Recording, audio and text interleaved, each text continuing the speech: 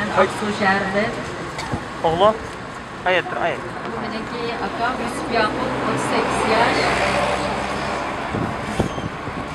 Merhabalar, benim adım Feride Yakup. Fotoğrafta gördüğünüz bu kişi ise benim abim Yusuf Yakup, Yusuf Yakup.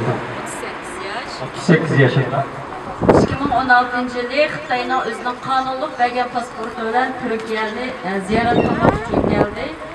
Shuning uchun akamni 15 yillik kesvatdi.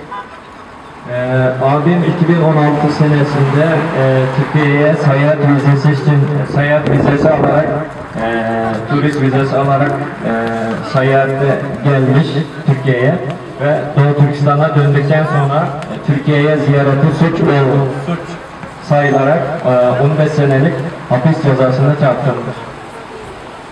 Bu meniki yo'ldoshimniki ailasi Xotan Yo'ron qo'shdi. 2015 yılı həcga kelgan, o'zi yolg'iz. Shu sababdan 10 yillik kesvatdi deb angladik. Bu 65 yaşda.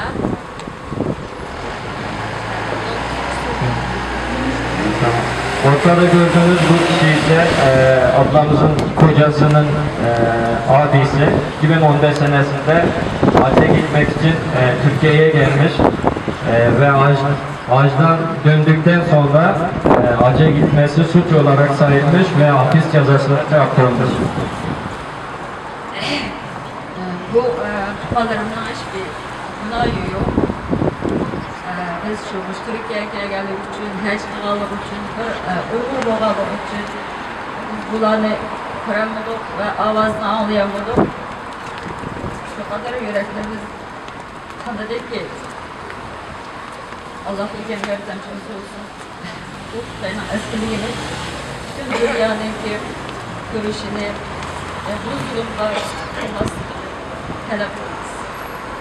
Yani fotoğrafta gördüğünüz bu kişiler hiçbir suçsuz kişilerdir. Onların hiçbir suçu yok. Onların Çin'in ağzıyla suçları ise Türkiye'ye ziyarete gelmesi, hacca gitmesi.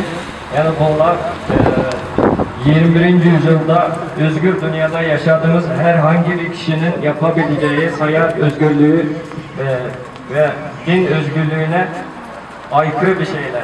Yani birinin hacca gitmesi, başka yabancı ülkeye seyahat etmesi Çin'de suç olarak sayılmış. Bu fotoğrafta gördüğünüz kişiler toplama kamplarına alınmış, hapishanelere götürülmüş. Biz tüm özgür dünyadan şunu istiyoruz ki Çin'in bu mezalimine dur deyin, Çin'in bu mezalimine sessiz kalmayın. Doğu Türkistan'daki bu toplama kamplarında suçsuz tutulan milyonlarca insanların özgürlüğüne kavuşması için hepiniz sesinizi verin. Çin'in bu mezalimine dur deyin. Teşekkür ederim.